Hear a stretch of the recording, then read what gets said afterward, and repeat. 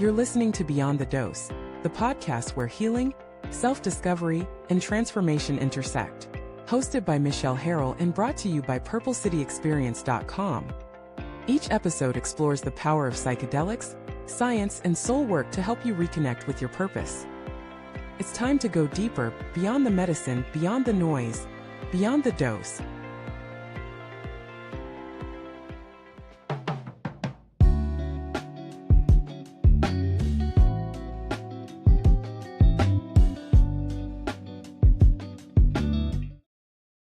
Hi, everyone. Welcome back to season 2 of Beyond the Dose. I'm your host, Michelle Harrell, and today it is a real pleasure to welcome Elena Rossi to the show. I found you and your work on Instagram several years ago, shortly after I left Amsterdam and had moved to the US, I believe. It was around that time. And I just have been a fan of your work and everything that you kind of stand for and speak about when it comes to female libido and sexuality and connection with self more than anything, and then with their lovers. And so I think the work you're doing needs to be heard more. And I see a lot of parallel between the work I do with psilocybin. It's different, but it's still a lot about trauma healing, learning to surrender, learning to get still with yourself, learning to trust yourself again.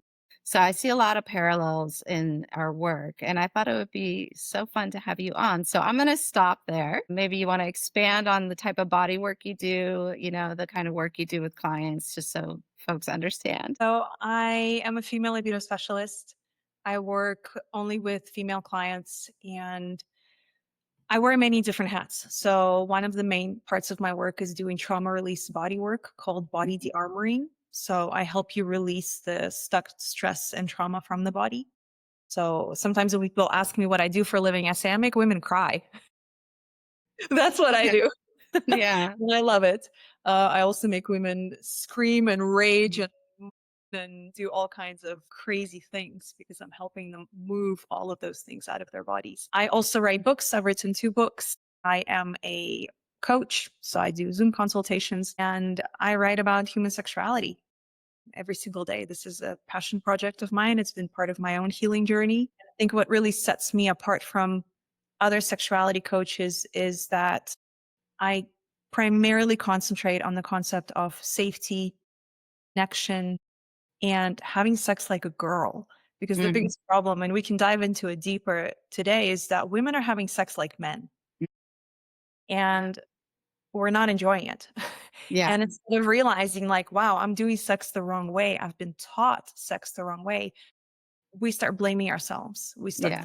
like, I'm broken, I'm not orgasmic, I was wrong, I was born the wrong way. And you're just having sex like a dude. Yeah. So this is And also part of my work is I help you understand how your female body works, how your female sexuality works. yes. And I mean, many men don't know how to please a woman that way either, right? They've not been taught either. And women don't speak up for themselves often, and we don't voice what we need. So, Well, yeah. they're treating us as if we are men with boobs. That's a lot of modern sex is like. It's like Yeah. a lot of, stimulation and roughness is working for a guy. So they think, oh, well, the same thing is going to work for my lady because we're both hmm humans. And, they rub themselves, they go and they rub us and nothing happens. And we wonder what's going on. Yeah. No, totally. All right. Well, let's get into it because I think, one thing that I also love is you give very good real life examples of why safety is so important. And I think, that makes so much sense to me because if your nervous system is, not balanced and you're anxious all the time, you're in your head a lot, which is a lot of people these days, a lot of women especially. It makes it very difficult to let go. But in order to let go, we need to feel safe, number one. And so I love, you know, how you discuss that and how you give real, very tangible examples to people where they can identify in their own life. Do I have safety or don't I? Yeah. And a lot Yeah. of people, well, a lot of women, because I work with women, are just, they're not safe And yet they still blame themselves for not being able to let go or surrender in the bedroom or have an orgasm or feel pleasure. And again, they blame themselves instead of realizing, wow, I'm not in a safe environment, or I'm not with a safe partner, or I don't have a safety within myself. Because Mhm. as that I teach, there's 3 relationships with safety: within yourself, within your relationship, and your environment. For example, I was working with a client the other day and she's like, I don't know what happened. I used to have a lovely sex life with my boyfriend, like, and then it just disappeared. I have no more desire. What's going on? And we started diving deeper into it. And I found out that her mother-in-law has moved in with them. Here- She's a monster in law, you know this? Gotcha. Yeah. Yeah. And so my Yeah. client feels home in her own home because she's Right. like catering to this, what sounds like a very narcissistic woman. So imagine what's going on with her nervous system. Of course, you're not in the mood for sex. Mother-in-law is next door. So to me, it's very obvious. But to my client, it wasn't, because she hasn't made that connection that there's Hmm. that environment that affect our desire. Right.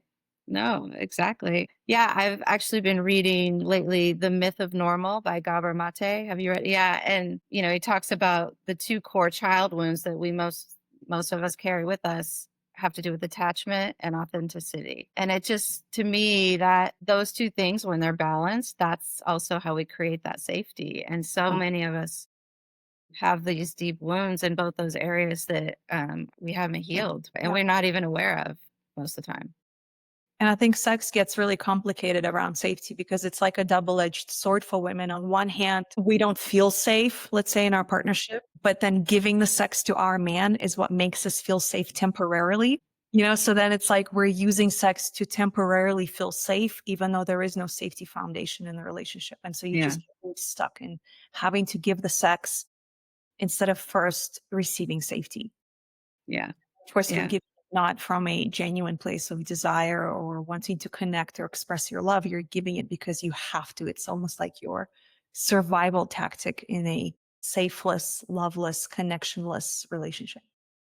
Well, and I think we've all collectively bought into this lie that fast sex is fun and it's good and it's great. And, women feel empowered because they can have sex with, multiple partners now and, we have access to birth control and things like that.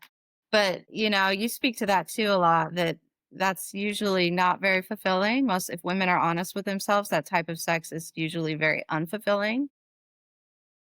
And it's almost like a quick hit of dopamine that you get in that moment when you feel desired or you feel wanted, and it makes you feel alive. But to me, it just perpetuates that loneliness and emptiness that is there. It kind of just grows and grows, and eventually you'll see the effects of that in other parts of your life as well, physically, emotionally, mentally, spiritually. So Yeah. yeah, I don't know It's if you want to a say. hard myth to break through. You're still in your 20s and you haven't yet gotten disenchanted with this casual hookups and dating. You haven't had your heart broken enough. You haven't been ghosted enough. You haven't Yeah.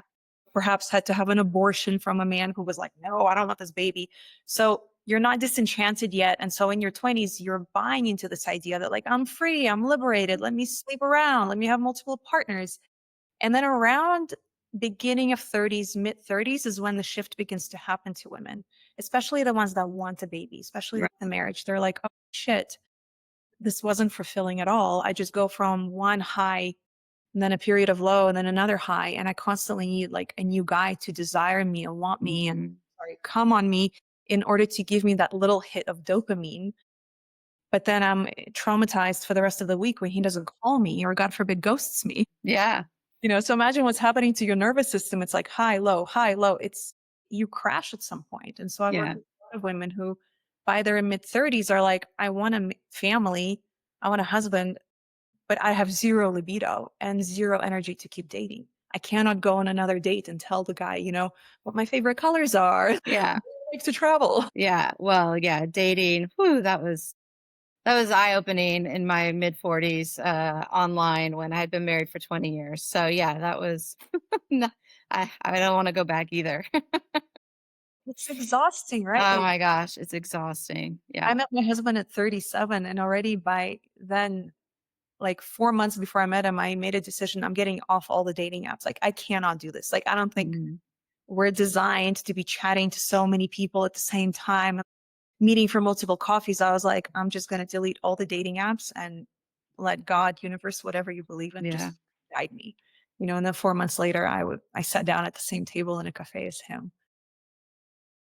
But it's Yeah. it's really exhausting. But like I was saying earlier, it's so hard to get this point across to young girls because they Mhm. look at us as, oh, you're older, cool. I mean, I used to do this in my 20s. I was like, oh, those ladies in their 40s, they know nothing. Oh, me too. I mean, I see both my children. I have 2 daughters, 18 and 21, and we just moved my youngest into college last week, but I see so much of myself in both of them, and that's actually the hardest thing as a parent is, surrendering and letting them walk their own path and make their own mistakes because they definitely don't wanna hear it from mom. Do you know what I mean? So, I love that there's people like you out in the world. They might listen to somebody like you, I don't know, but they're definitely not gonna listen to me on subjects of sex and relationship at this point in their lives. It's a tough one, yeah, because then you get to watch people or your kids or loved ones making these huge mistakes. There's nothing you can do. Yeah, Then you think, well, these are the mistakes I made. yeah, yeah, and yeah, you try to give them, some tips and lessons here and there and some guardrails, and that's the rest I leave to God. So yeah, yeah, it's got to be how it is. I think the hardest part of my job is sometimes listening to my clients discuss their partners or, their husbands, and these guys clearly sound horrific. Like these are not good men. They're using my clients, they're abusing them. Some of them sound Mm, narcissistic. And the client is just, she's not ready to see it, and yeah, like I used to be that girl too.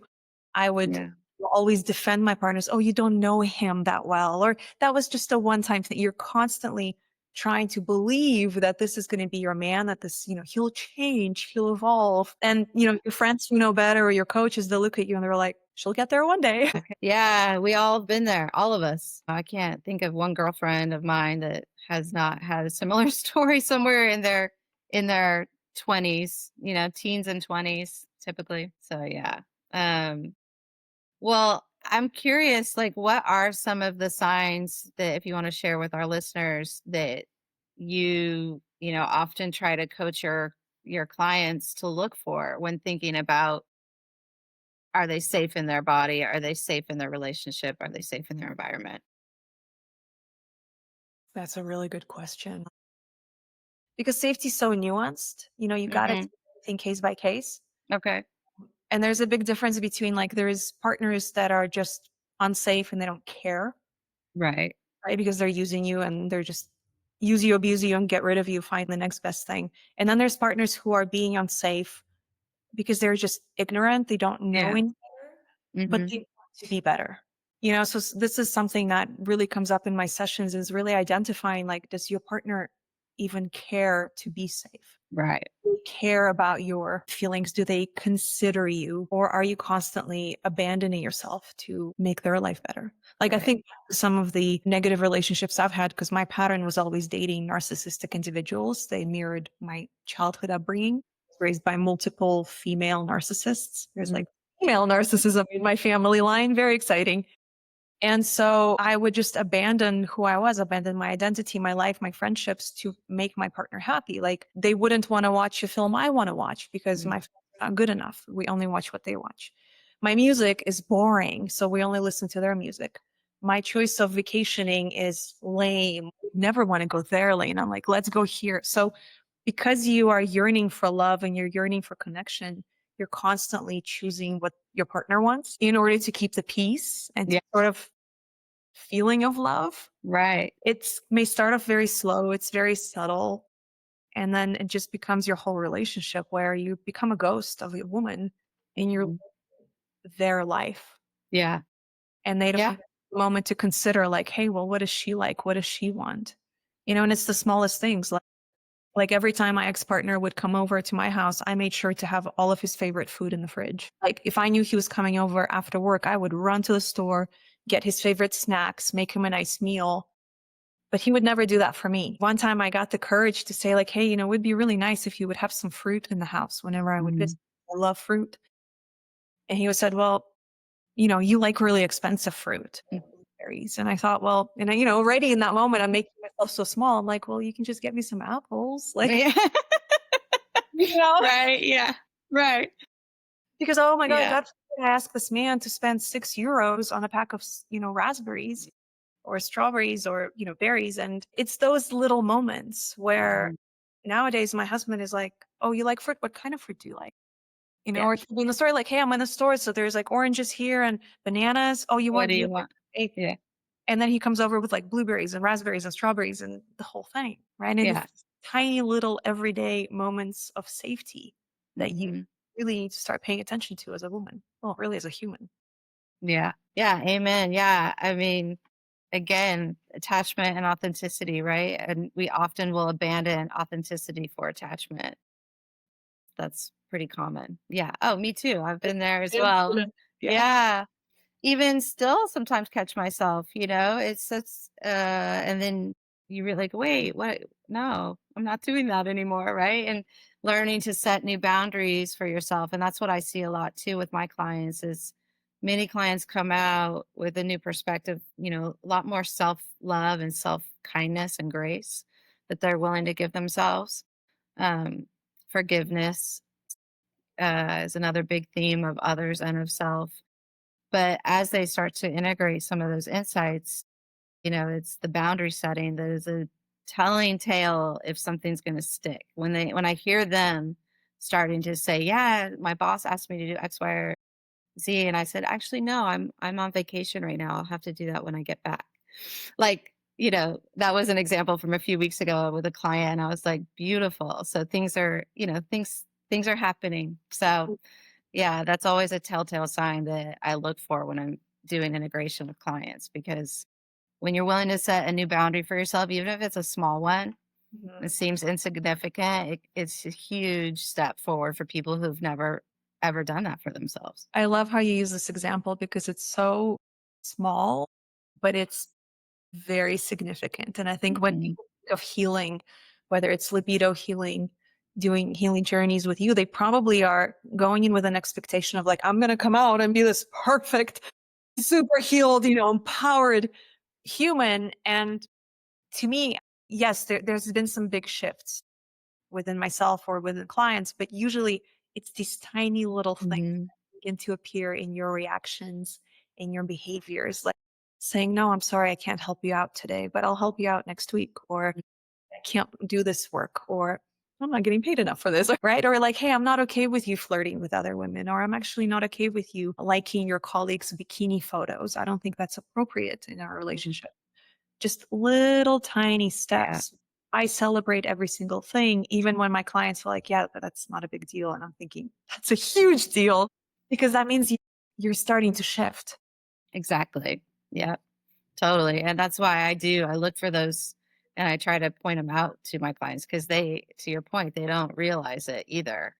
And then when you point it out, you know, the next time they'll see it, they'll start to see when they're doing it for themselves. So, which is really beautiful.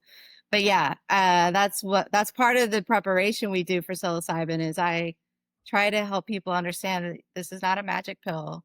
You're not going to come out, with all your trauma gone. Like that's not how this works. So, but human nature, we still go in with those hopes and expectations a little bit. So, yeah. I was looking at your website the other day, and what I really loved, like it gave me so much peace in my nervous system, is seeing that you do coaching sessions before the Mhm. ceremony. And this is something that many people don't offer. Really? Oh. I do the same thing. I used to do just body work. So you sign up, you come over, and then I was like, I now have to have one or two Zoom consultations with you Mhm. before to understand you, to build safety, to build connection. Yes. And then you come for a body work. And then after body work, we have another integration session. Mhm. Okay, so yeah, very similar. Yeah. Yeah, I know. Yeah, yeah, And I've noticed that not many people do it. That they will just offer you like a ceremony, an ayahuasca ceremony, or a mushroom ceremony, or a body work. yeah. And then a person comes in there and you don't even check, like, they might be suicidal, they might be on Right. medication, they might Yeah, be dealing with yeah, all kinds of stuff. They might, you don't seem to care. Like people are just collecting money and then they're giving you these substances so that you have a trip. It's And like then a afterwards, they're like, it's like whatever. one night it's like a one night stand in the psychedelic world. Yes. Oh, I love that. That's so true. Yeah, that's what it is. Yeah. Oh, what Yeah. an understand. Yeah, it was interesting because I, from the beginning, when I started doing this work, and I do it legally through Oregon's legal program. So we do have a strict protocol we have to follow, but not everybody does two prep sessions, for instance. That for me is important. But I thought I wanted to do group work, and I had a beautiful opportunity and I enjoyed it. It was very fulfilling to be a co-facilitator with a group of breast cancer survivors this last May. But what I realized is I didn't, it wasn't for me after, sometimes you have to try these things. And I thought, no, what I really enjoy is working one-on-one with my clients, or I get a lot of couples as well. Couples or individuals, and with the group, I didn't get that. I didn't get the same amount of time with each of them. I didn't get to know them the way I would like to have. And then just, kind of that group ceremony. I don't know. I think there's, pros to it, but I also think people get a lot when they sit with themselves silently. And it's hard to do that fully in a group of strangers that you've just met. So, yeah, but so I see a lot of similarities to what you're talking about with sex, it's similar. Yeah, it's interesting because I'm someone who I thrive one on one as a coach, but also as a student. So I've done, for Mhm. example, ceremonies or group ayahuasca, group San Pedro. But my biggest shifts, my biggest healing moments came from doing one on one. Mhm. And of course, it's more expensive. So not everyone can Yeah. afford it. It's Yeah. definitely drained my savings account over the years, but it's been worth every single penny. Can be there one on one with a coach and be guided and held and taken care of, not have to share them with anyone else. And Yeah. also, as a highly sensitive person, if other people are in the room, I pick up their energies and I Yeah. start So hearing about them, like, oh, they're crying about their mom. yeah. Like, or that it's like I'm completely out of my own experience. So I think knowing yourself really helps in like, okay, am I more of a group person or one-on-one person? And maybe trying Mhm. and seeing, but for me it's Yeah. very clear. I only do one-on-ones. Yeah. No, that's where I landed as well. That's where I'm sticking. I do some group microdosing things, but that's very different. But yeah, with the big doses, I prefer one-on-one. And even with the couples that come, you know, I sometimes feel like they could do better doing it individually first. And Mhm. then if they still want to do one together, I think that's beautiful. But, not everybody takes that advice or thinks that, they're ready. But I do find that doing the work individually first is the best way to start. Even if you're in a healthy relationship and there's no real issues, I think I don't know, when I see that when couples are together, one inevitably is more focused on the other and not themselves. Yeah. That would I think because my husband and I have the same trauma, so we'd probably be both like completely by each other. Like if I hear him cry, I'll be like, "Oh, honey," like crawl over through my like mushroom nausea and try to take care of him. Yeah, And then if totally. he sees me crying, he'll like try to find, and like hold on to me. So yeah, we don't want to do any couples work. Yeah. We'll Yeah, no. ruin it for one another. Yeah, exactly. So, yeah, interesting parallels to our worlds for sure. What else do we want to talk about? There's so many things, but maybe like how do you do your work? I think there's a lot of questions, with the body work that you do, and how do you see women learning to like let go and be still with themselves and, feel their feelings, feel their rage, feel their sadness? How does that body work help people to do that? Because I think people have we have a hard time understanding how connected the mind body is, right? Yeah. The most easy way for me to describe body de-armoring is a very painful massage. I use primarily my thumbs and my elbows, and I press deeply into the muscle tissues on different parts of the body. And usually, if you press really hard, like for example, if I put my elbow right at the top of your thigh, it's going to be painful. You'll go, oh no. And then if I did it like accidentally, like if we're at a dinner party and I sat on you or something, right? Right. I'll pull away. I'll be like, oh my God, Michelle, I'm so sorry. But in a body diarrhea session, I press and I hold. Okay. And as you're going, oh my God, I hold and I hold and I hold. And the pain comes in waves. So it goes up, up, up, up. And you're like, oh shit, oh shit, oh shit. What is this? What is this? And then it hits a peak. Yeah. Unless the pain begins to subside, because that is the law of nature. The pain comes in a wave, it begins to subside. As it subsides, all of these emotions start to come up. All Wow. of a sudden, you're crying and you don't know why, or you are raging, or you're growling, or your body goes into all of these weird shakes and aches and moves. And I mean, I always joke like I have a release kink. I love watching people like get so excited for them. And so every time I see someone begin to release, I'm like, there we go. This is starting. It's a beautiful, beautiful process.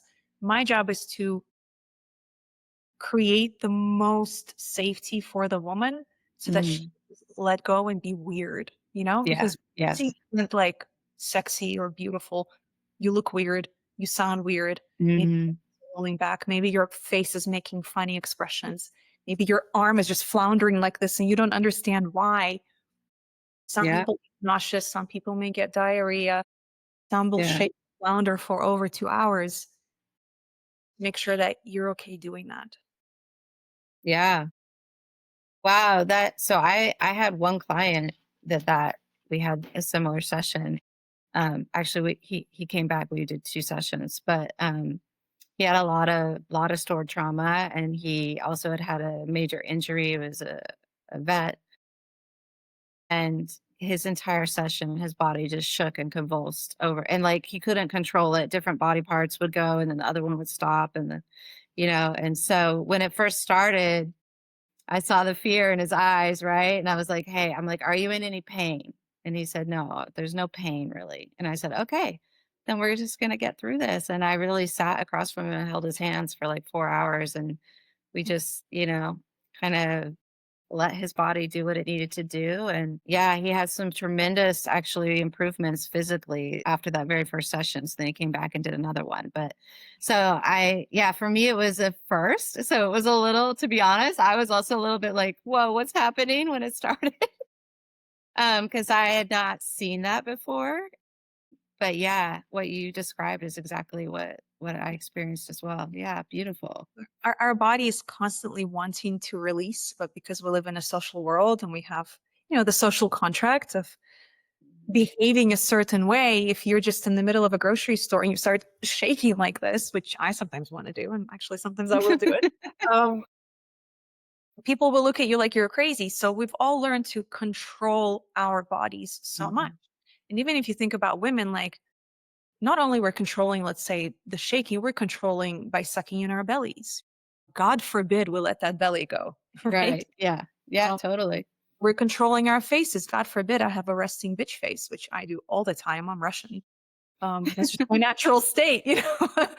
um, so we always have to be smiling or looking very presentable. So when you have an opportunity to completely let go of that face, relax the shoulders, relax the belly, the body just begins to naturally release and do all kinds of Mhm. weird things, and just allowing yourself to do that for a moment, Yeah. it could be 2 minutes or it could be 3 hours. I've worked with some clients that would not stop releasing for maybe 6 hours straight. Just kept going and going and going. And we were taking breaks, of course, in between, but you feel free afterwards. Like Mhm. all of this tension that you've been carrying in your system, you can finally Yeah. go. And imagine I'll tie it into sex, like how much we as women control everything during sex. Face, my belly, my breasts, my booty. The Like lighting. Yeah. it's Yeah. flat, like I need to pop it Right. out. It's Right. like, no, my boobs look flat. Like, let's move to this position. Or I need to moan a certain way, or I need to, yeah. Yeah. What does my orgasm face look like? When you're controlling every single Yeah. moment, which is what most of us do, there is no orgasm in sight anywhere. There is Yeah. no pleasure in sight because you're Nope. just controlling and ultimately you're performing. Yes. Yeah. Yeah. Again, not being authentic to yourself.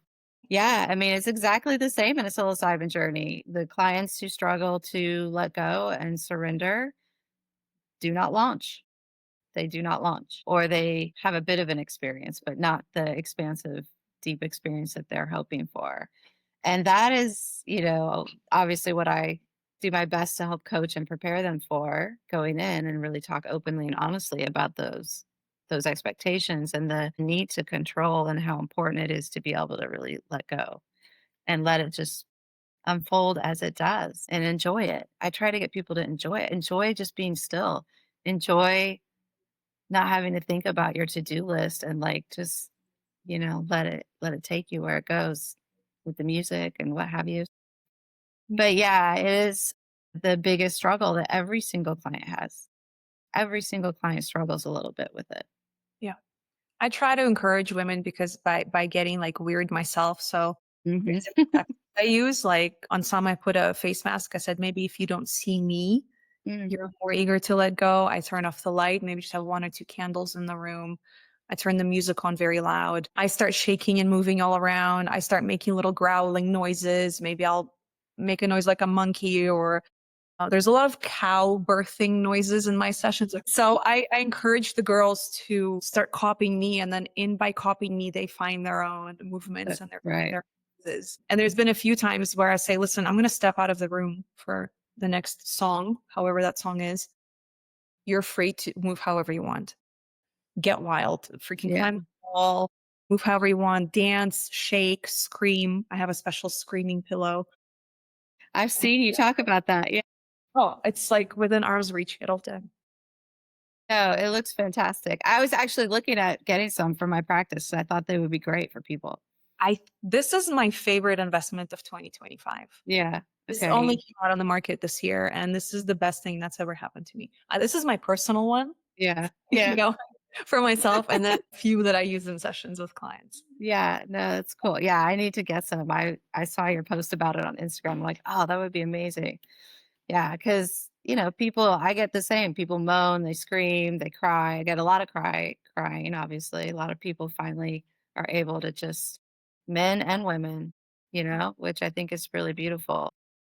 Yeah, so many similarities. And I think a lot of the people that come in and seek me out are wanting to improve the connection that they have with their partner or spouse, with everyone in their life, but especially that key relationship. I think so many of us do struggle to feel the connection, the real connection, and connect. People just are moving about like ships in the night a lot of times in their homes. They're like roommates, and they have kids, and they have work, and they're sharing the household duties. So on paper, everything is copacetic or whatever, but there's still not that joy or that spark or that deep love that I think most people are looking for. I think a lot of people get married without having a genuine connection and you get married because this is what you have to do, or someone is good on paper, or maybe you Mhm. get pregnant, or maybe you feel like, okay, I'm getting older. This is the only way, but they've never really been good friends. They've never had connection. And so it's definitely hard to try to create it in a place where it wasn't ever. Oh, yeah. You ever notice No. your clients? Yeah, and in my own life, that resonates, I think I got married young, and, he's a good guy, he's a good father, he's a good husband. It was one of those, though, that where we weren't best friends. We were never best friends, do you know what I mean? And so, you start to grow in different directions and what have you, and you try to keep it together because you have children. But yeah, there's like this emptiness and loneliness that both of you feel Yeah. that is just like this undercurrent, and slowly that, can turn ugly, or, one of you is brave enough to come forward is like, this isn't working, right? But it is very hard to get it back, I think. Yeah. If it's not there to start. In my previous relationship with not a very good guy, I was chatting to a girlfriend of mine and she asked me like, so do you guys ever laugh together? Mm. And it was such a simple question. And my mind wanted to say, well, of course. But I took a moment. I was like, wait a minute. Well, he laughs at me. And he teases me a Yeah. lot. And I've told him it hurts me, but then he tells me I have no sense of humor. But we don't actually laugh together. I started thinking more and more of it over the upcoming weeks of like, wow, I have the most fun with my girlfriends or my friends. Like we're constantly giggling or we're sending each other memes or, like I'm never bored with my girlfriends. Road trips, we do things together. It's exciting. And with my ex-boyfriend, there wasn't any of that. It's like I would come over to his house, I cook a meal, I sleep with him, and then we watch a movie that he wants to watch, and that was kind of it. Yeah. And then we go on a skiing holiday because he skis, I don't, but he's like, "Well, just wait for me," and I'm sitting in a hotel waiting for this guy to enjoy his skiing, and I'm trying to convince myself I'm okay with it. So I'm like, "Well, I'll just work," Yeah. Right. And that was 3 years of my life, and I thought, "Wow, this guy isn't even my friend." How Yeah. am I trying to make a relationship happen? And back then I thought he's the one. And I was like, I can't believe I thought that. Yeah. I have the most Oh, yeah. Once you've grown and done the work on yourself, and then you look at some past choices, you're like, wow. And yeah, then you see it so differently, so different, like, so, and you're just like, what did I don't, yeah. Yeah. Been there, done that. we're constantly like, he's like, "You're my bestie." I'm like, "You're my bestie, but don't tell my other bestie." He's like, "Okay, your other bestie." Yeah. Oh, for sure. I mean, before I met my current partner, I mean, and I still love my girlfriends and I still see my girlfriends, don't get me wrong, but I was always gone. I was always going and doing with my girlfriends, even when I was married, all the time. And yeah, I don't have that need anymore. I have so much fun just at home with him. Like I do. We have fun together. And so, it's just, yeah, I don't know. It's more peaceful. Definitely. That's a good question to ask yourself. Like, if I was on a deserted island, would my partner be the first person I'd want to be on that island with? With my husband, absolutely, like, no question about it. Holy shit, like, it's the only person I want there. But I think back to my ex relationships, I would have not chosen them. I would have chosen my best friend or my father, or Yeah, no, that's a really good litmus test. I like that because you're right. Yeah, same. I would, yeah. right? Like, oh, Yeah, yeah, not a good, yeah. Whew, yeah. So, yeah, that one hit. Yeah, definitely would not. Yes, but today I would, yes. So that's good. No, but I think peaceful too. You talk about that I've heard you talk about that on Instagram that we often think when we're young that peaceful is boring and that peaceful is somehow not going to sustain us in this long term. And so we look for those like dramatic highs and lows because we think that's where the passion is, or, somehow we've bought into that lie. But once you have the peace and it's so juicy good, like you're like, oh man, I just wish all women would catch on to this, right? And figure out how to find it. And it starts with you, it starts with yourself. the Yeah. interesting thing that I'm observing, I haven't talked about it on social media yet, but we've all been programmed to be aroused through this anxious passion and lust type of energy. The sort of like the kind of arousal that you feel at the beginning of having met someone, and you're not really safe with them because, well, you don't know if they're going to choose you, right? You don't know if maybe they just fuck you once and then they bugger off. There's this kind of like anxiety of like, I need to win them over, or Hmm. I need to prove to them that I'm worthy and that they need to date me. And all of this, of course, is happening on a level where you're not aware of it. And so this is all like this anxiety is like brewing inside of you. And we think like, oh, it's butterflies. No, you're just Yeah. thinking the whole time around this guy. But then when, let's say, you are meeting a safe man or you're in a relationship with a safe partner, you no longer have that anxiety. And therefore you lose that anxious arousal and you think, oh, I don't have any desire. But it's not that you don't have desire for them. It's just that you only know this one type of anxious desire. There's a different type of desire that comes from a state of safety and peacefulness and trust and loyalty, and it's coming from your heart, and it feels completely different. It's not this like a rocket ship of like heat and like, oh, I want to rip your clothes off.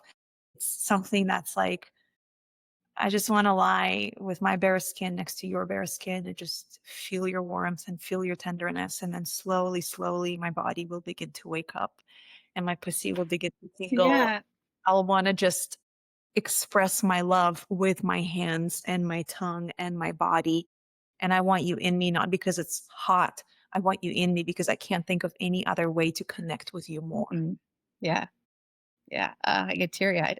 I No, said, really, I started yeah, no, but it's true. Like, it's true. It's like you wanna savor it because it's so good. You don't wanna rush it because it's so good and and, like, I mean, personally, I've never been bored in this current relationship, so, it's been good from day 1, but definitely it's different. It went through a stage of changing. But yeah, I love it, I a lot of my girlfriends talk about, their libido is lowered at this age. I'm definitely, menopausal or going to be soon, but I haven't had that. I haven't felt that. Things changed and sometimes different things now work differently, right? But still very, very enjoyable. Still, something I want to do all the time. So I count myself lucky. I don't know if that will change. I know hormones can play a role, discounting everyone who is struggling out there with that. But I count myself lucky or blessed that I haven't had that experience yet, at least. there's a Yeah. woman whose work I really admire. Her name is Diana Richardson. I talk about her in all of my courses and all of my coaching sessions. She's one of those sexuality coaches that you will not see on social media. Yeah. She's older. She doesn't need a social media. She's incredibly successful. She runs retreats with her husband, has written tons of books. And one of her books is on sexuality and menopause for women. And one of the things that she mentions in the book is how as a woman enters menopause, it feels like our body becomes so much more sensitive. Like we can't handle rough sex or we need even more foreplay.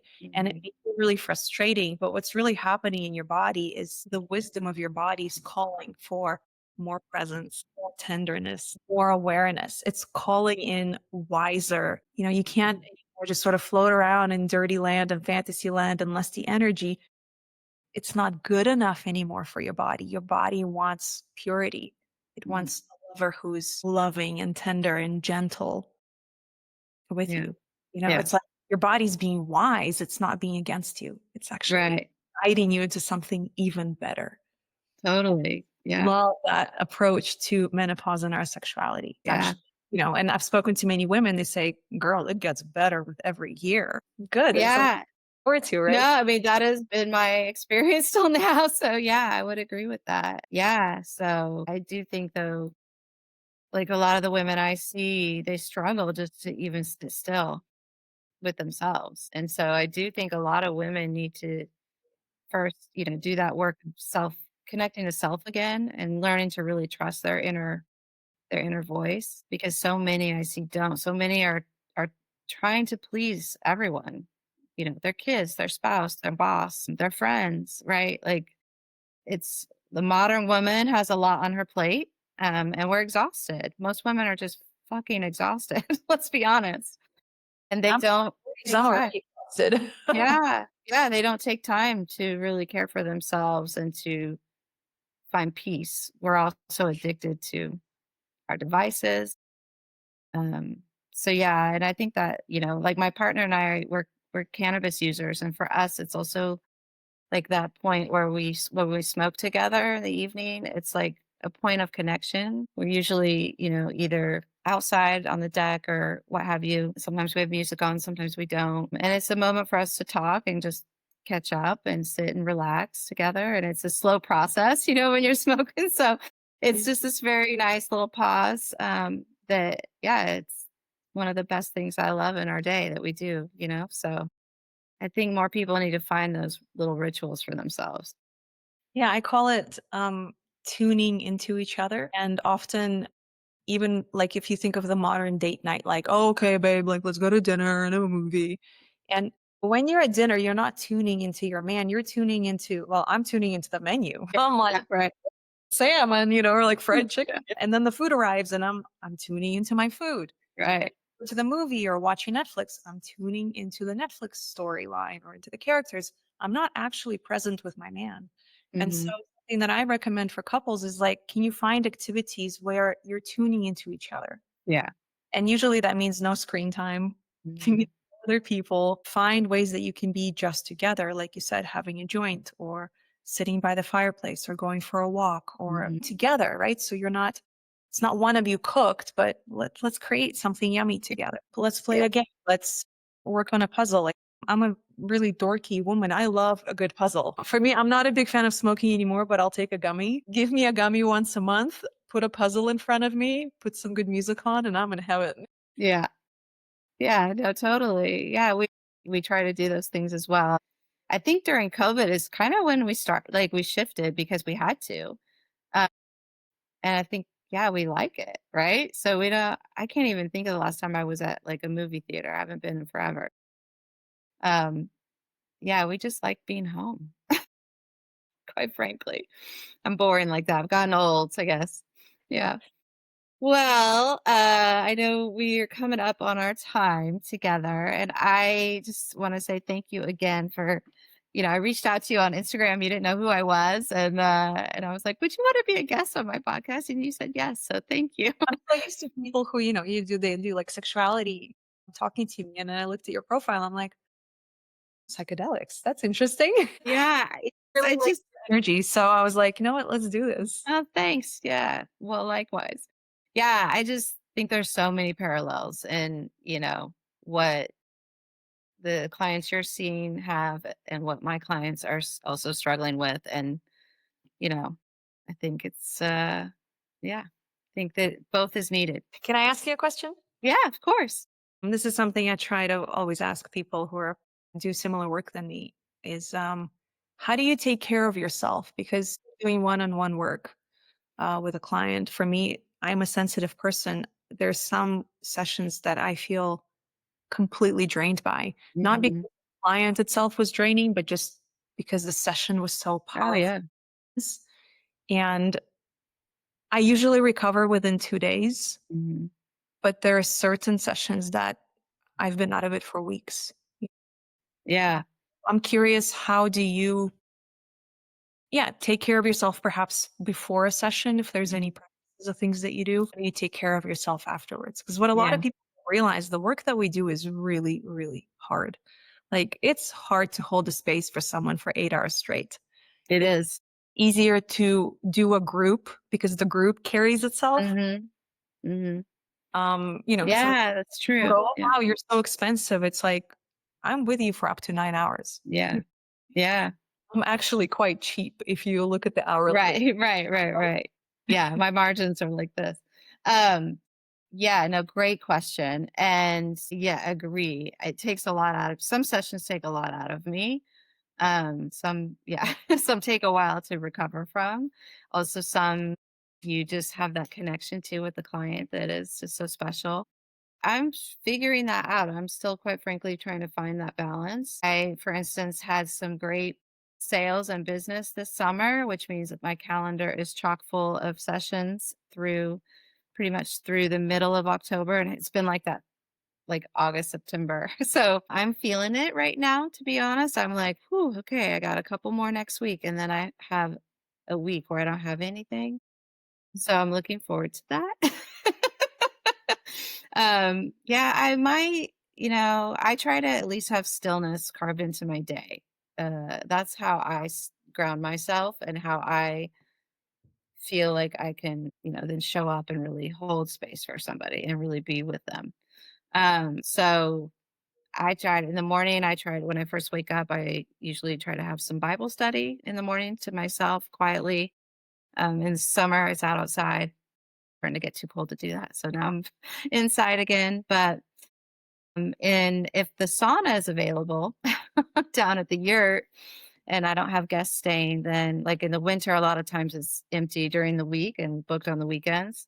So I'll go use that. I'll take my Bible down there. I'll turn the sauna on. I bring my coffee and I sit and do some study. And then I get in the sauna and do a couple rounds of sauna and cold plunge. And that, honestly, that is the best. Like, it focuses me so much when I come back up and I'm ready to work. I feel so much more focused than on the days that I don't do that. Unfortunately, in the summer, I don't get to do it as much because, well, not unfortunately, it's good for my business. It's booked. So, you know, it's how Mhm. I earn my living. So that's good. But yeah, After the sessions. after the sessions, a lot of times depends. If I come home and I'm alone, then I do tend to go out on my deck and just sit with, like a drink, usually a beverage, some kind of beverage. like not alcohol because I don't drink that much alcohol. Mhm. Sometimes I'll smoke. Sometimes I'm out there smoking. If my partner's here, then usually when I come home, he'll roll up a blunt for us and we'll go out and smoke together. So that's, the ritual when he's here. If he's not here, then I go out on my own and usually just sit and stare at the trees. Sometimes I fall asleep. Something that pulls you up, like a sativa, or you're doing like a different. Uh, Indica usually. Yeah. Yeah. Yeah, so Yeah. just kind of ground you and Yeah. Yeah. We're mostly indica smokers and it's usually, yeah, at the end of the day. Yeah. So yeah, that tends to be what I do after, honestly. And it's good. Like honestly, I feel good after I take like a good hour at least just to sit and be quiet, not be on my phone, not be on my computer. And I have a beautiful deck and a beautiful view. I'm lucky, and so I love to just sit on my deck and stare at the trees and listen to the birds. Yeah, like I said, I'm getting old. I would have if I was 25 and you told me that that would make me happy. I would have thought you were crazy. birds creep up on you. One day you're young, and then the next day you're like, "Oh, what bird is that?" When I hit 40, it started happening to me. I just moved to Denver 3 months ago, and we've got a lot of squirrels. And I find Mm. myself standing in the kitchen with my matcha, observing the squirrels and being, "Oh crap!" Like, "Oh my god, I just spent 20 minutes just staring at the squirrels, like dancing Oh, I in the." do. I get you because this time we have an apple tree, and so the squirrels this time of year, it's like comical. You'll see them with these huge apples in their mouth, and then they'll try to like carry it, and it drops, and then they got to pick it up again, and then they carry it around, and then they'll just eat a bit of it, and they'll leave it. So I find half-eaten apples all over my property now this time of year because the squirrels are but they crack me up. And we also get deer in the yard, so I have 3,000 I still to this day, every time a deer comes to the yard, I pull out my phone. I'm like, "I have 3,000 pictures of these deer," but, like, I still pull out my phone. So dumb. If you look at your like another thing, good way to test if you have a peaceful life is what are the photos in your phone, right? Is it a bunch of selfies or like for me, it's just all photos of my dog. Yeah, yeah, I totally. recently started making videos of squirrels and I'm like, oh no, it started. That's Yeah, it. No turning back now. yeah. No, I went to the Dahlia Festival with a girlfriend the other day. Like, that's one thing, like, one thing I enjoy working for myself, like last Friday, I didn't have any clients, I didn't have any meetings. So I was like, you know what? I wanted to see these stupid dahlias, and I have not seen them for the last 2 years. So Dahlias. I'm like, I'm going this year. So I texted my girlfriend, like, you want to go to the Dahlia Festival with me on Friday morning? Because we both work for ourselves. She's like, yes. I'm like, all right. So we finally did it. And it was so lovely. We were out there before the crowds. It was a beautiful day. We just walked up and down the Dahlia fields chatting. And we had some lunch and then we went home. Yeah, stuff like that is how I take care of myself. I love that. I love that. Yeah. Yeah. But great question. Thank you for that. Yeah. Thank you for sharing. Yeah. But sometimes like right now, I'm like, oh, I think I scheduled too many clients in this short period of time. Lesson learned. Next year, I'll push them out a little further. I used to schedule like 3, 4 sessions a week when I first started 7 years ago, like every other day, sometimes 2 in a row, and then after 2 years of doing that, I burnt out. Yeah. And, because our work, like, we're working with trauma and if anyone Mhm. believes in energy, but, like, we're working with all of those energies. Things are coming out.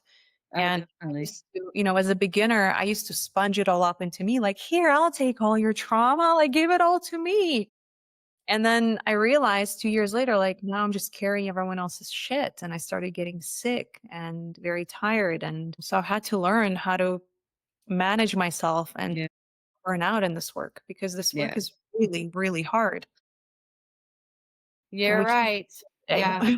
No, it's true. Yeah. I don't feel like I take on the trauma necessarily, but I do feel tired, right? And exhausted at the end of the day because you've been holding space for and you go through it with them. You go through the emotional stuff, you go through it with them, right? And so, yeah, I mean, I've sat and I've held people for hours, held people's hands for hours, and like you literally just sit in silence holding someone's hand. There's nothing I can do, right? And not it's just I'm trying not to disturb their process. So it's a very like energetically, it's very draining. So I hear you on that for sure. Yeah.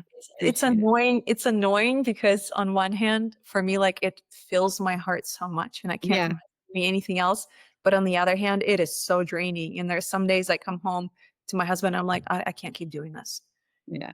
But then on another day I come back, I'm like, oh my God, it was just the best session. And like so much stuff came out and she was so happy after. And then we cried together and then I held her and I'm like energized by a session. So I Yeah. like I can't stop doing it. Yeah. No, well, for me, I love being able I don't even feel like I do that much. I feel like really what my work is just to keep them safe and keep them comfortable and create that relationship to your point where they feel trust enough to be vulnerable and to let themselves go and let themselves because I see a lot of ugly stuff too, right? I see people purging and vomiting, people convulsing, people crying, the ugly cries, right? Rage comes out. So, yeah, I see a lot of things as well, and I think I love being that person that can hold space for those people to because they sometimes can't even do that with their own spouse or their own family, right? And so it's almost like this special relationship where I help them find themselves and then they have to carry it forward. I can't do it for them. And that sometimes is hard. I do sometimes struggle with like, you want your clients to have this beautiful breakthrough, but you can't do it for them. And so you see sometimes I can see the things they're doing to self-sabotage, and I Mhm. can't really fix it for them. You That's have the to be, hard like, part. very patient, yeah, for sure. Yeah, that's the I hard have part. one more question for you. I never film my sessions. I know that Mm. if I did start filming them, I'd probably have so many more people following me and booking with me. But there's something inside of me that just feels like it's wrong to film somebody in that Mhm, vulnerable mhm. state. I'd love to hear your perspective on it. Do you ever film your sessions? No, I've never and we have to you have I think they changed the rule on the rules kept changing, but I believe that a client now does have the power to if they want to film, but we have some extra forms we have to sign and things like that, but I've never had anybody want to do that, so yeah, so I don't do it. Because I've observed a few, colleagues all over the world who are Yeah, filming their bodywork sessions and these videos, on one hand, these videos are very like reels are very yeah, powerful. You actually get to show what happens in a session. 'Cause, when I talk about it, people are like, yeah, whatever. And then every time a client comes to me, she's like, whoa, I had no idea it's going to be like yeah, this. yeah, So you watch some of these reels, but I think like, wow, I don't know, I couldn't really ever do that to a person is to put such vulnerable moment. There's a part of me that feels like if there is a camera present, it does affect yeah, um, your release and your experience, even if you say it doesn't. Like if you're a Gen Z, you're like, mhm, yeah, bring it over, let's film the yeah, whole. yeah, yeah. Yeah, I mean, gosh, I never even thought about filming it, and no client has ever asked, or wanted to do that. Some clients wanna take some pictures, before they get started and things like that, which I yeah, please. But yeah, I agree with you. I think I myself wouldn't wanna be filmed, doing that. Oh no. I kinda try to approach it how I would think about it, and so, yeah, it's not something I also would feel strange as the facilitator being filmed. I don't yeah, it is a very vulnerable process that I don't think I would be comfortable with doing on camera. Yeah, I just see so many people who are doing it. They have like 500,000 followers, 300 followers, and I've had a number of people ask me like, "Well, if you start filming, you'll get more followers too and more bookings." And I'm thinking something about it just does not sit right with me. Yeah. Yeah, I agree, and if I were to book a session with you, I wouldn't wanna be on film either, So, I think probably a lot of clients feel that way. Most of the clients that come to me because I do offer something that so far is kind of unique in the market because I do have this private kind of retreat offering. Most Mhm. retreats are groups. And so most of my clients tell me, yeah, I don't want to do this with strangers. I don't want to be around other people's energy. For me, it's a very personal, private thing. So I can't imagine that those types of clients would, want to be filmed either. And reeling all over social media. Yeah, no, definitely not. Yeah. And honestly, part of the challenge of the work I do is sometimes a lot of clients don't even want to leave me a review, which is hard because they don't want people to know that they did this. I get a lot of yeah, I'm sure. Yeah, I get a lot of, working professionals, doctors, lawyers, all trades basically, all industries, and some of them from very conservative states, or conservative background, culture, family. And so they don't want people to know that they're coming to do this. I've had people from other countries where it's highly illegal who were very paranoid and nervous about the whole thing, flying in, doing it, wanting to know how long it stays in their body before they have to go back to their country, that kind of thing. And so yeah, they wouldn't be able to even surrender knowing there's a camera in the room for, some of those types of clients. So yeah, not Yeah, for it's me. funny, no one ever thinks about how, like, the work that we do is like, if I was making purses, and then you bought my purse and you liked it, you'd be like, hey guys, like, this is Yeah. and it would be the easiest way to promote me. When women work with me, they don't go like, hey guys, I couldn't orgasm for most of my Right. life, Yeah. No. Yeah. or had no libido for the past 8 years in my marriage. We don't get that easy part of marketing that other people Mm-mm. do. Yeah. But I mean, it is, yeah. yeah, it is what it I is. had in the beginning, I was like taking like anonymous reviews, and some people would give me those. And some people now are comfortable with doing it, publicly. It's becoming slowly and surely it's becoming a little bit more accepted. The thought of psilocybin as a therapeutic aid.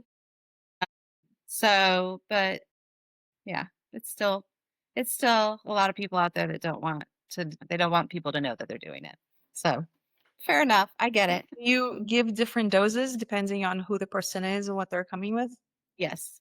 Yeah. So that's part of the reason why I also do 2 preparation sessions, because I like to have the dosing conversation in the second call, because I like to get to know the person, understand what their background is, what they're working with, what they're hoping for, uh, their family situation, all the things that make us who we are, kind of.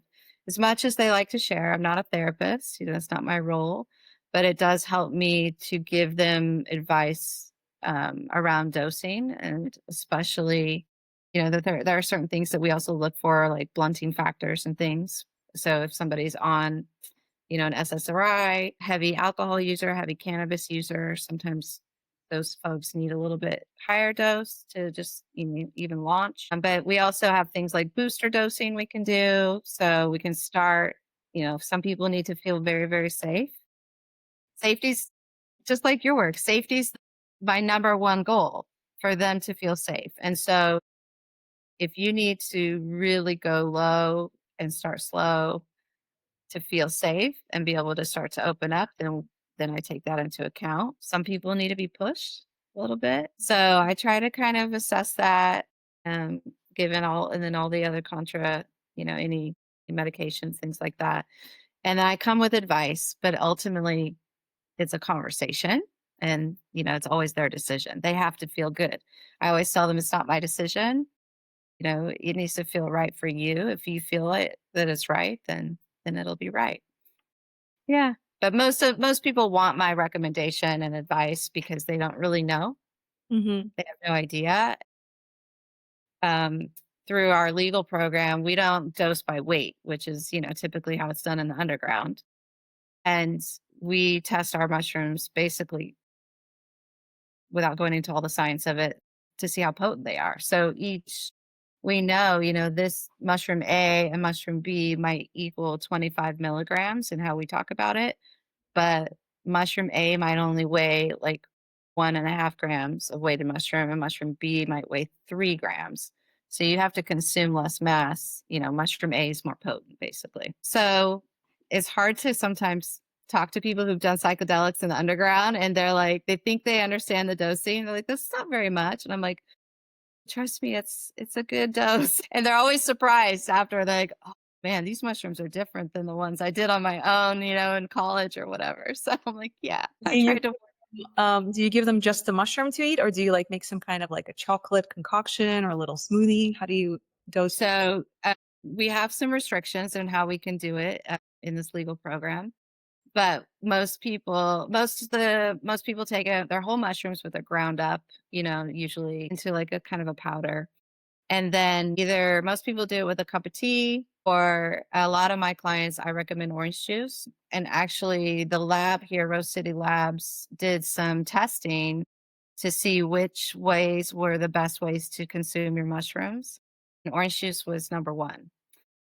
It I also see. helps people that suffer with nausea because, yeah. So if you let the mushrooms kind of sit in the orange juice for about 5 minutes before you drink it, the oranges will start to break it down for you. So your stomach has to do less work. So you usually launch a little faster as well with orange juice, or, a lot of people in the underground do lemon teching, similar. So they put it in lemon juice first, and then they make a tea and drink it. Um, but I've never heard about the orange juice. Like I'm yeah, really nauseous on mushrooms out of all the psychedelics. That's the one. yeah, Ooh. yeah, So I love like this is I've never heard of the orange juice. That's awesome. yeah, yeah, and it masks the taste really well too. Most people, I just had a client yesterday who did it with orange juice, and I said, "How's it taste?" She said, "Like orange juice." I'm like, "Okay, good." But yeah, that's now we do have some manufacturers in Oregon doing gummies and chocolates. I have not had clients do like their full initial dose with those. I have had many clients do those as their booster dose, just because it's a lot easier than trying to make another drink when you're already kind of launched, and they can just pop a gummy or a chocolate. So it's much easier. Sounds delicious. Yeah. So yeah, but that's how we do it here in Oregon. We're not allowed to mix it with a lot of different things. So yeah, for legal reasons. So yeah. Sometimes there are limitations working in the legal program, but I actually think most of my clients would not do it if it were not legal. That's the other kind of profile of client I get. It's very different than a client that would seek out some ceremonial retreat underground. It's not, I don't, And those aren't my clients. Yeah, those just aren't my clients. I'm not very wooey, I come from a corporate background as well. And I think that I had my own, experiences that helped me grow and change and become the person I am here today. And so I think that resonates for a lot of my clients. Well, any other questions? I'm happy to answer any questions about psilocybin stuff. But yeah, this was supposed to be about you. I love seeing the parallels of our work. I've never Yeah, thought of that before. That's really cool. yeah. I definitely do. And I think I like to hear people speaking truth, and not kind of going along with necessarily what the culture says we should do or don't do. And that's one reason I really respect you and your work is I've always felt like you speak the truth about, fast sex is not the key to uh, a happy, Yeah. happy intimate life, really. I don't think. Well, a lot of people are just parroting what is the latest trend as well, you know? So I always say I don't have many followers on social media, but that's because I don't feed into the masses. I don't say what's popular right now, what's trendy. I say what I feel is true. Yeah. My work is not for everybody. Not every woman is ready to do this work with me. Yeah. Because it really requires unlearning everything she's been doing and all the programming that she's been carrying and no longer performing, changing the way that she has sex, changing the way that she relates to men or women. It's a lot more fun to follow somebody else who's like, here's a vibrator, here's a lubricant, like, yay, have fun. Well, and we want everything fast in this culture. We want everything fast. And so, we want fast food, but we want it to be healthy. And, we want fast sex. We want, fast healing. That's why we get pills and then don't ever get to the root cause, right? So like it's been how we've been raised, at least in this country, and we've all collectively kind of bought into it. And I think it's usually around midlife when people start to kind of question these things naturally. And I think, I get a lot of people who have been doing this job that they thought they wanted. They have the title, they have the corporate salary and the benefits. on paper they're successful and they still feel extremely lonely and empty and depressed and anxious, not connected with their spouse or their families. And yeah, it's really sad to see. So, but I think that's when people start to really wake up and look for alternative Yeah. I'm routes. usually like the last option for people, so they've tried Mm. everything else. Nothing is working, and so they'll usually find me at that stage. Yeah. Um, just the other day, I had a client who comes from she lives between LA and Austin, so both of these sort of woo-woo, false spiritual communities. She has a lot of money. She spent a lot of money on different therapies, has flown to Peru, has been, tripping on mushrooms in Goa, has done the whole thing, and yet is very unhappy. You can just sense it from her. She's very unhappy, even though she has a lot of money. She's beautiful. And she's never had an orgasm during partner sex. And that's kind of like my expertise. Yes. Someone recommended me to her, and we spoke the other day for the first introduction session. And I was explaining to her the core essentials of what women need. I teach that in my famous honey course. And she just sat there going, yeah, I don't need any of that. Teach me how to orgasm without it. There's too many feelings in there, Elena. I don't want this. Okay, just teach me the anatomy of the female body. And I said, Yeah. listen, Stacy, the female orgasm is directly connected to our heart. That's how we work. Mm. So if you want the orgasm from all the rubbing, just get a vibrator, but I can guarantee you that will not keep you happy and satisfied for long. She said, yeah, but just teach me I don't want any of that safety stuff. And I said, then I'm not your coach. Yeah. Yeah. You're, Yeah. you're, I was thinking to myself, you're not ready for me. You're still hoping to, stimulate your weight yourself like a man to get to an orgasm, which ultimately the orgasm isn't for you. It's for the guy, right? That's right. Yeah. Right. Be this orgasmic woman in his eyes. It's for the male Mhm. approval. It's for the male satisfaction. Right. Plenty of coaches will teach you that, but it cannot be me. I'm sorry. I will lose your business, but it cannot Yeah. be. Yeah. No, and I think that's so important to know when to say no to a potential client too. I had to learn that lesson in the first 6 months that I started practicing because yeah, I quickly learned like when I feel unsafe, that's how I know. When I feel unsafe, then I know they don't feel safe. So this whole process is not going to work. Like it just won't work. So yeah, I could take your money and we could go through the motions, but at the end of the day, you're going to be pissed off. And where are you going to put that anger on? You're going to put that on me. So yeah, they're not going to look at themselves. So yeah, I learned very quickly to pay attention to those whispers, I call them, of like, oh wait, I don't know if I feel safe with this person. And so I've even after a full prep session had to say, I'm sorry, I don't think I'm the right facilitator for you, is what I say. I Yeah. happy to give you some websites where you can try to find someone else. I mean, I think even back to my own journey, I was never rude to coaches, but there was some coaches that came across me that I would have a session and like what they were saying just didn't hit at all. I was like, Mm. that's not for me, you know? And Yeah. looking back at it now, like 15 years later, like, oh, they were saying all the right things. I just wasn't ready. Mm. My best friend says, yeah, you just needed to eat a little bit more shit, Elena, for 15 more years till Yeah. you woke up. Yeah. And it's true. And unfortunately, it does take that a lot of times for us to figure it out, right? Some kind of real breakdown and pivotal moment. I know I had mine, my eat, pray, love moment on the kitchen floor where I was sobbing and like, I don't know what to do anymore. So yeah, definitely been there, done that.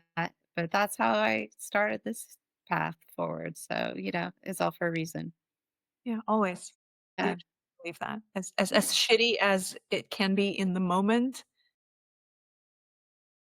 sometimes I'll get like a little bit resentful. I'll have I don't know, it's like I'm about to get my period or something. And I'm like, and I'll remember my exes or something. I'm like, and I can't, they did this and they did that to me. And my husband is like, but then you would have never met me.